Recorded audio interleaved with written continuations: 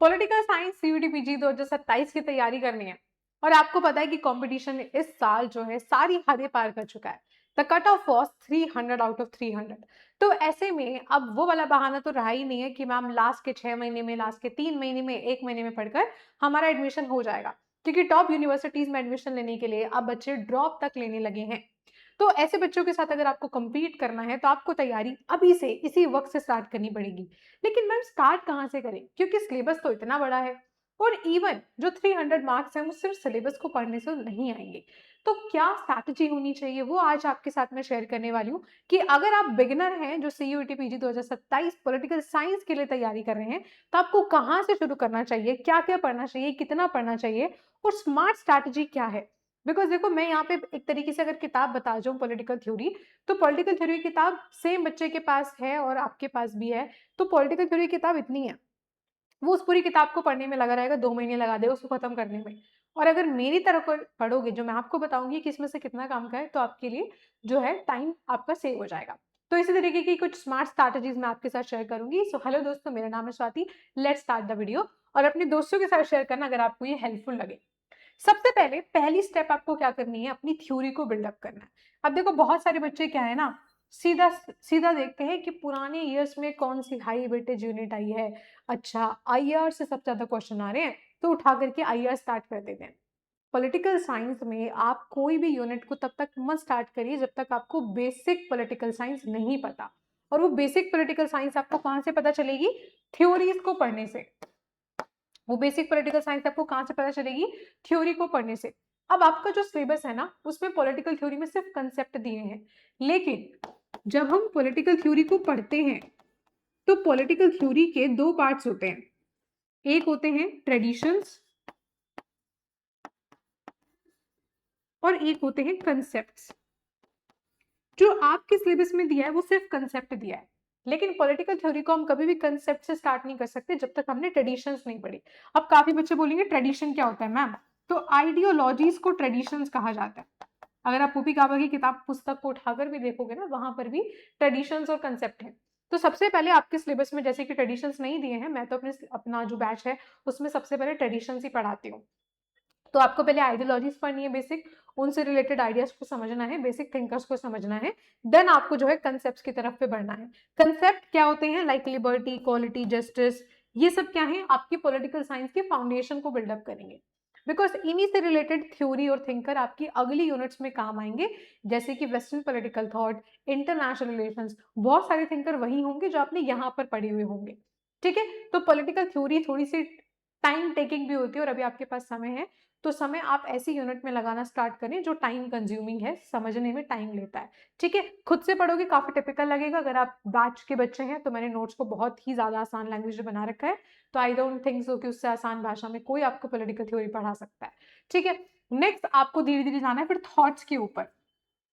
Thoughts में जो सबसे ज्यादा स्कोरिंग यूनिट है वो आपकी वेस्टर्न पॉलिटिकल थॉट की है। ठीक है, तो अगर ये आपके इंटरेस्ट पर डिपेंड करता है, अगर आपको आईपीटी यानी कि इंडियन पॉलिटिकल थॉट पढ़ना पसंद है आप पहले उससे भी शुरू कर सकते हो, और अगर आपको डब्ल्यूपीटी पढ़ना शुरू पसंद है तो आप डब्ल्यूपीटी से भी स्टार्ट कर सकते हो। मतलब मुझे डब्ल्यूपीटी पढ़ना ज्यादा पसंद है बिकॉज आईपीटी में उतना डिफिकल्ट कुछ नहीं है एज सच, लाइफ इंस्टेंसेस वगैरह हैं वो सब इजीली कवर अप हो जाता है। लेकिन अगेन ये जो थिंकर्स हैं ये आपकी सारी किताब में नहीं है। आईपीटी की अगर हम बात कर लें, कोई ऐसी किताब नहीं है जिसमें सारे थिंकर हैं। प्लस सिलेबस से ज्यादा पूछते हैं। सिलेबस में आपका क्या है, कौटिल्य है। मैं सिलेबस यहाँ नहीं दिखा रही, सबको पता ऑफिशियल सिलेबस। मेरी ऑलरेडी एक डिटेल सिलेबस करके वीडियो है 40 मिनट की, चैनल पर डली हुई है, उसको देख लेना। ठीक है, syllabus analysis by of political science by Swati ma'am डालोगी तो शायद मिल जाएगा यूट्यूब पर। तो वहां पे मैंने बताया भी है कि आईपीटी में मेजर अदर भी थिंकर है जहां से सवाल आते हैं। जैसे कि पहले जो आपके पीवाईक्यूज आ चुके हैं वो आपका टैगोर से भी आया है, वो आपका जेपी प्रकाश से भी आया है। ठीक है, अब ये सब तो सिलेबस में नहीं लिखा लेकिन फिर भी सवाल तो आ रहा है, तो इसलिए हमें बियॉन्ड द सिलेबस पढ़ना पड़ेगा। लेकिन क्योंकि अभी आप बिगिनर हो तो आप बियॉन्ड द सिलेबस अभी मत जाओ, अभी सबसे पहले आपका फोकस सिलेबस पे होना चाहिए। तो अब वेस्टर्न पॉलिटिकल थॉट और इंडियन पॉलिटिकल थॉट में क्या क्या इंपॉर्टेंट बातों को याद रखना है, उन सबकी बुक्स की क्रोनोलॉजी, किसने कौन सा कंसेप्ट दिया है। ठीक है, उनकी इंपॉर्टेंट लाइफ इंसिडेंट्स, जैसे कि हॉब्स का जन्म सिविल वॉर के समय पर हुआ था, J.S. मिल ने होम स्कूलिंग करी थी और जेरेमी बेंथम को क्रिटिसाइज किया था, ठीक है। जॉन रॉल्स अमेरिकन सिचुएशन को देखते हुए एक अपनी जस्टिस की फेयरनेस की थ्योरी देता है। तो ये इंपॉर्टेंट लाइफ इंस्टेंसेस भी पता होने चाहिए, स्पेशली आईपीटी में, कि इंडियन पॉलिटिकल थॉट में किसके लाइफ में क्या इंसिडेंट हुआ, क्यों उन्होंने फॉर एग्जांपल आत्मीय सभा को स्टैब्लिश किया, क्यों उन्होंने जो है रामकृष्ण मिशन को स्टैब्लिश किया, या कौटिल्य ने किताब लिखी, ऐसा क्या हो गया था। क्योंकि कौटिल्य को जो है काफी बेइज्जती सहन करने को मिली थी घनानंद की वजह से, एंड देन उसके एम्पायर को खत्म करने के लिए उसने मौर्य को जो है टीच किया, ट्रेन किया, एंड देन मौर्यन एम्पायर को स्टैब्लिश करवाया।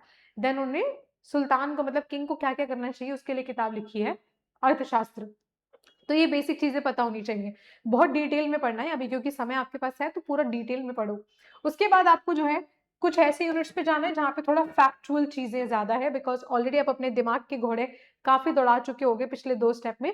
तब आप थोड़े फैक्चुअल चीजों पे जाओगे, which is Indian political thought, which is Indian polity, Indian government and politics. तो वहां पे आपको कॉन्स्टिट्यूशन से रिलेटेड हर एक चीज पढ़नी है, और आपके सिलेबस में ही वो इतना कुछ लिखा है कि अगर आप वो भी कर लोगे ना सिर्फ, तो भी मोर देन इनफ है, ठीक है। उसके बाद आपका आता है प्रैक्टिस, यानी कि अब क्या करना है, आपको जबरदस्ती नहीं करनी कि सारे यूनिट कर लूंगा तब मोक लगाऊंगा, सारे यूनिट कर लूंगा तब क्वेश्चंस लगाऊंगा।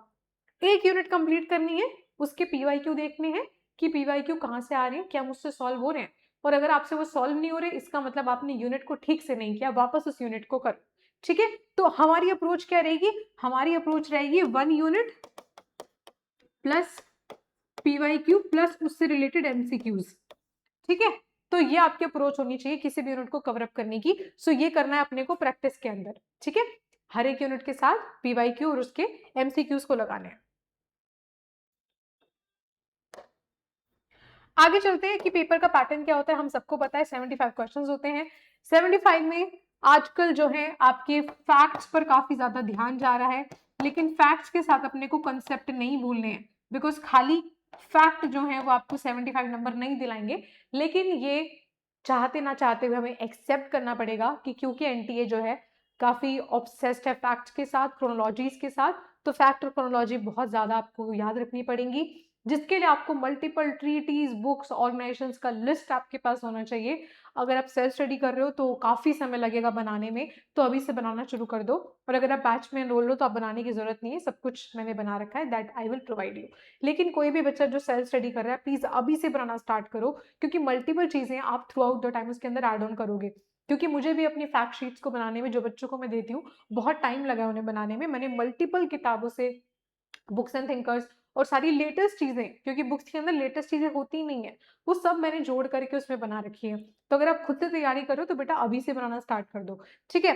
क्योंकि फिर समय नहीं बचेगा, लास्ट में आपको रिविजन करनी है काफी सारी चीजों की, और आप ह्यूमन हो, कंप्यूटर नहीं हो कि एक्सेल शीट को फीड कर दोगे एक दिन बनी हुई और वो याद रहेगा, ठीक है। तो आपको पता होना चाहिए सारे 75 जो हैं वो आपके किससे आते हैं, आपके डोमेन पेपर से आते हैं। और यहाँ पे एक शब्द गलत लिखा है कंपल्सरी, तो कंपल्सरी नहीं है, बिकॉज यहाँ पे आपको पता है नेगेटिव मार्किंग होती है, तो नेगेटिव मार्किंग में आपके पास चॉइस होता है क्वेश्चंस को छोड़ने का भी, ठीक है। आगे चलते हैं। तो पहले आपको फिलोसफी थ्योरीज पे ध्यान देना है, ये मैं आपको बता चुकी हूँ।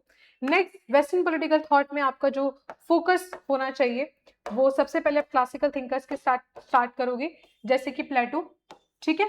प्लेटो से पहले भी आपको थोड़ा बहुत सुकरात के बारे में पता होना चाहिए, बिकॉज सुकरात से रिलेटेड प्लेटो है। सुकरात ने खुद से कोई किताब नहीं लिखी है, तो फिर प्लेटो ने उन्हीं के आइडियाज को लिखा है। एंड अकॉर्डिंग टू प्लेटो सुकरात was the wisest man on this earth. Then Plato को डिसाइड करके आते हैं उनके शिष्य अरस्तु। तो आपको क्रोनोलॉजी पता चल जाएगी पढ़ते पढ़ते कि सबसे पहले आएगा सोक्रेट्स यानी कि सुकरात, फिर आएगा प्लेटो, फिर आएगा एरिस्टोटल, और फिर आएगा अलेक्जेंडर, ठीक है। इनके स्कूल का नाम अकेडमी था, इनके स्कूल का नाम लीथियम था, ठीक है। और ये जिस मेथोडोलॉजी की तरह पढ़ाते थे उसको हम डायलेक्टिकल कहते हैं। तो ये सारी चीजें आपको पढ़ते हुए समझ आएंगी, ठीक है। फिर आप धीरे धीरे बढ़ेंगे अपने तीनों सोशल कॉन्ट्रैक्ट थिंकर की तरफ, which is Hobbes, Locke and Rousseau, HLR, ठीक है। हॉब्स, लॉक एंड रूसो, तीनों के कॉन्ट्रैक्ट्स को कंपेयर करके टेबल बनाना मैंने ऑलरेडी पढ़ा भी रखा है, यूट्यूब पे भी देख सकते हो मेरी क्लासेस को। And then Machiavelli, J.S. Mill, Karl Marx and John Rawls. Karl Marx की किताबें बहुत बहुत बहुत इंपॉर्टेंट है। वेस्टर्न पॉलिटिकल थॉट में जितने भी थिंकर्स हैं उन सबकी बुक्स और उनके ईयर्स बहुत इंपॉर्टेंट है। ठीक है। उसके बाद आप आएंगे इंडियन पॉलिटिकल थॉट पे, जो मैं आपको बता चुकी हूँ कि आपको इन सारे थिंकर्स के अलावा जो आपका सिलेबस का पार्ट है, इसके अलावा भी आपको कुछ और भी थिंकर्स करने पड़ेंगे जो मैं अपने बैच में कराती भी हूँ, जैसे कि जेपी नारायण है, रमाबाई है, टैगोर है, तिलक है। ये सब कुछ मैं आपको एक्स्ट्रा पढ़ाती हूँ। बाकी जब आप खुद से पढ़ रहे हो तो आप इनको कवर अप कर लेना। बात करते हैं पॉलिटिकल थ्योरी कंसेप्ट की, तो मैंने आपको बता दिया है कि कोर वैल्यूज यानी कि कंसेप्ट को समझने से पहले आपको ट्रेडिशंस को समझना पड़ेगा। प्लस इसमें जो हाई वेटेज टॉपिक्स हैं जिनसे सवाल बार बार रिपीट हो रहा है, वो है sovereignty, citizenship, democracy, human rights. Human rights के कई सारे कन्वेंशन आजकल पूछ रहे हैं वो लोग। उसके अलावा फेमिनिज्म, फेमिनिज्म की books and thinker very very very important है। फेमिनिज्म से तो एंटी ऑब्सेस्ड है, ऐसा कोई पेपर ही नहीं है जिसमें फेमिनिज्म से सवाल ना आए। उसके अलावा लिबर्टी में कुछ पर्टिकुलर थिंकर इंपॉर्टेंट है, जैसे कि पॉजिटिव लिबर्टी में टीएच ग्रीन, नेगेटिव लिबर्टी में आइजा बर्लिन। उसके अलावा जस्टिस से रिलेटेड थिंकर्स आपने डब्ल्यूपीटी में पढ़ा भी होगा, अरस्तु, लेकिन यहाँ पे कुछ और भी पढ़नी है, जैसे कि आपके रॉबर्ट नोजिक। ठीक है, रॉबर्ट नोजिक, जॉन रोल्स। आगे चलते हैं इंडियन गवर्नमेंट एंड पॉलिटिक्स। तो ये मैंने आपको बता दिया है कि आपके सिलेबस में ही इंडियन गवर्नमेंट एंड पॉलिटिक्स में इतना कुछ है कि आप उसी को पढ़ लोगे, मोर देन एनफ है। अगर शुरुआत करनी है मैम किस किताब से पढ़े, लक्ष्मीकांत से पढ़ना शुरू कर दो। लेकिन यूपीएससी वालों की तरह पूरी लक्ष्मीकांत मत पढ़ना, टाइम वेस्ट होगा। अपने सिलेबस को उठाओ, टॉपिक्स को टिक करो और उनको पढ़ लो। ठीक है, अगला आता है international relations. Very very very important, highest weightage है इसकी आपके पेपर के अंदर।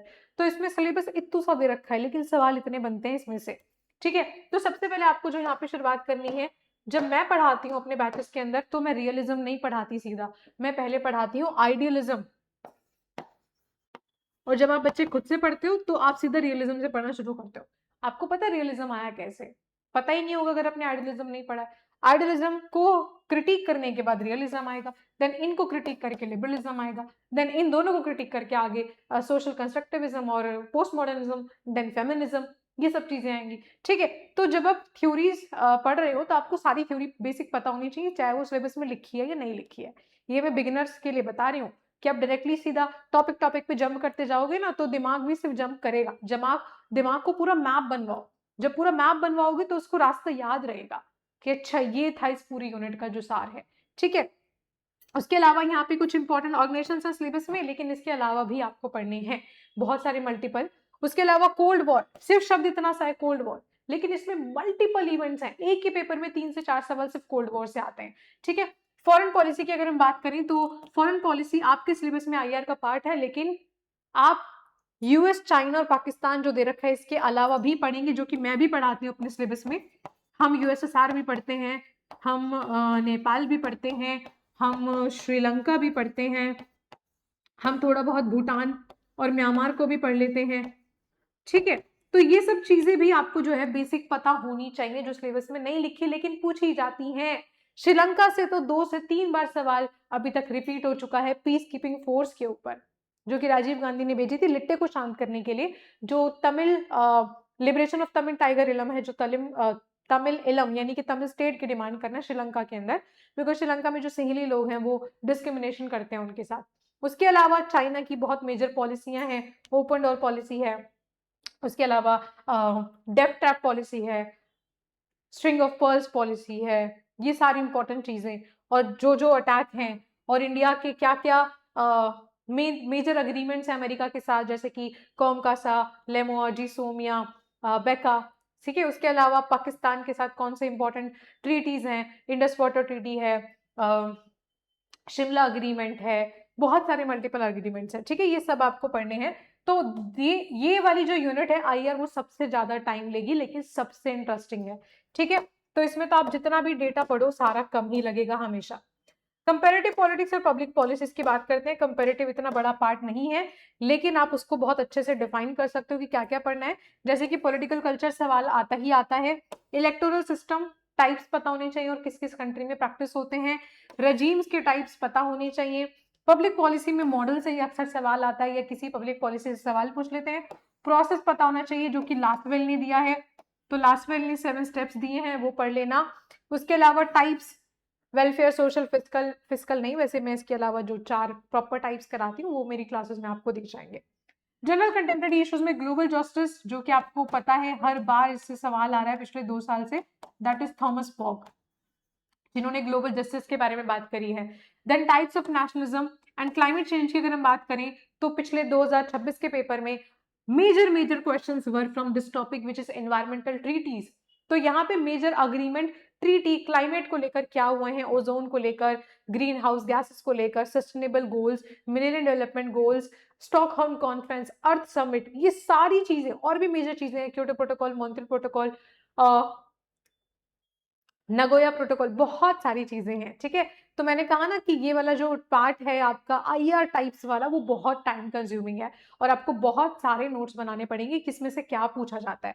ठीक है, उसके अलावा एक चीज जो मुझे भी याद आई थी, वो क्या थी, अभी मुझे एक चीज याद आई थी, एकदम से मैं भूल गई।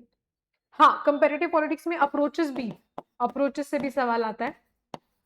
ठीक है, उसके अलावा हम थोड़ा बहुत अपने सिलेबस में पबेड भी पढ़ते हैं, पब्लिक एडमिनिस्ट्रेशन, लेकिन अगर आप बिगनर हो अभी तो पबेड अभी मत पढ़ना। ठीक है, तो ये मैंने बिगनर्स के लिए बताया, बाकी एडवांस तो मैं बहुत कुछ बता सकती हूँ फिर कि क्या क्या पढ़ना है। ठीक है, तो बुक्स एंड कोटेशंस पे काफी ध्यान रखना है पढ़ते समय, क्रोनोलॉजीज के ऊपर काफी ध्यान रखना है, जैसे कि मैंने आपसे कहा कि NTA is obsessed with chronological things, specifically books की क्रोनोलॉजी, कोल्ड वॉर की इवेंट्स की क्रोनोलॉजी, ट्रीटीज की क्रोनोलॉजी, अग्रीमेंट्स की क्रोनोलॉजी, वॉर्स की क्रोनोलॉजी, पीस अग्रीमेंट्स की क्रोनोलॉजी। तो पीवाईक्यूज को हर एक यूनिट के साथ करते रहना, पता चलता रहेगा। यूजीसी नेट की तैयारी मैं अपने बैच में कराती हूँ, मतलब यूजीसी नेट लेवल की तैयारी कराती हूँ, तो अगर आप पीजी के लिए मेरे साथ जुड़ते हैं तो नेट की प्रिपरेशन आपकी आधी से ज्यादा मेरे साथ हो चुकी होगी।